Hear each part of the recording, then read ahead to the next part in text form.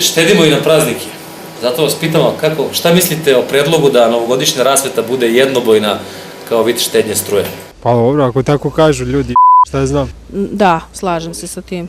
Pa ne znam, ne znam šta ti kažem, brate. To ja znam, ne razumem se u to. Ako se oni slažu svi da tako da štedimo struju, onda nek štedimo. Mislim, ja sam za to i da se ukine to. Vidiš da će ovako da isključuju struju, brate. Pa bila jednobojna ili višebojna, ništa oni neće uštedeti. Uzet će na drugoj strani, gospodine. Ne moraju uopšte da je prave ako je u pitanju štednja. Može da bude neka boja onako mirnija, zelena ili smeđe. Ne treba da prave rasvetu. Nema potrebe da se troši tolika struja na rasvetu za novogodišnje kićenje grada. Ako pričamo o štednji, onda Potpuno besmisleno. mora da se štedi na svim nivoima, ako mene pitaju. Znam, to mi je malo agresivno. Može, ja se slažem sa tobom skroz. Ja sam ekonomist, bila. Pa ne znam, mislim da je to sprdnja.